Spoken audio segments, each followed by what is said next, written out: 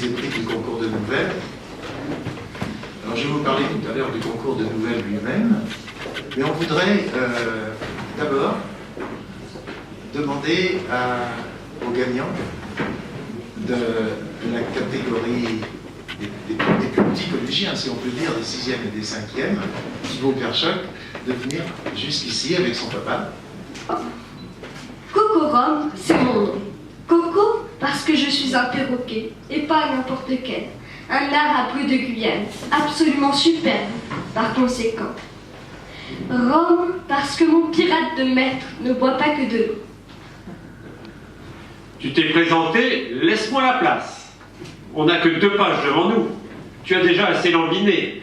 Moi, c'est Pipi Tonnerre, le sanguinaire. Je suis le plus cruel, le plus affreux, le plus terrifiant de tous les pirates du monde, sans exception.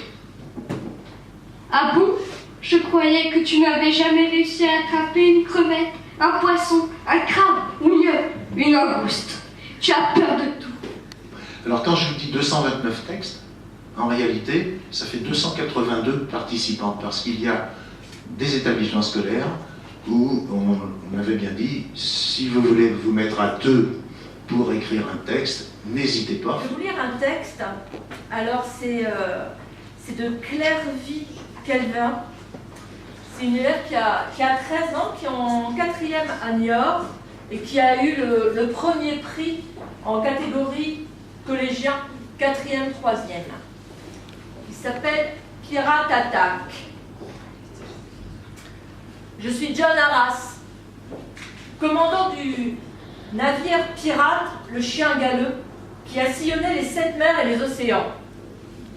Tout mon équipage me craint, et tous les autres pirates me respectent.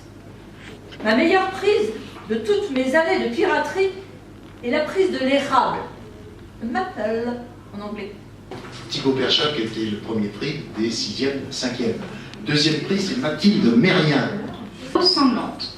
Seule, je comptais les jours qui se succédaient et sentais ma fin approcher. J'étais enfermée dans la cale depuis maintenant près de 6 jours. Affamée, à bout de force, je perdais l'espoir de revoir un jour la lueur du soleil. On m'avait capturé une semaine auparavant dans le petit port de Saad Penuk Shukran, où le roi de l'île Seraka Kepalo m'avait surpris en train de voler les coffres de ses bateaux. Je ne suis pas un voleur. J'avais besoin d'argent pour survivre. Vous connaissez sûrement sous le nom de James Smith, le riche marchand d'épices du village de Towerton en Angleterre. Mais sûrement vous ne connaissez pas mon histoire. C'est pourquoi, en l'an de grâce 1727, je prends la plume pour vous raconter mes aventures. Il faut tout d'abord que je vous dise, jadis j'étais un pirate. Oui, un pirate sillonnant les mers à bord de mon vaisseau dont j'étais fier, The Warrior. Tout le monde m'appelait même James le Je Pirate. lis donc le texte de Brieux. Il l'a intitulé « La vengeance à tout prix ». Quelque part au large de la Somalie, février 2005. Le vent et les embruns me glacent jusqu'aux os et je tremble comme une feuille sous ma vieille chemise rapiécée. La côte disparaît peu à peu dans l'obscurité naissante du crépuscule. Les 4 hommes qui m'entourent, les visages cachés sous leur cagoule, se laissent tranquillement bercer par les mouvements réguliers du vieux bord couvert de tôle mouillée.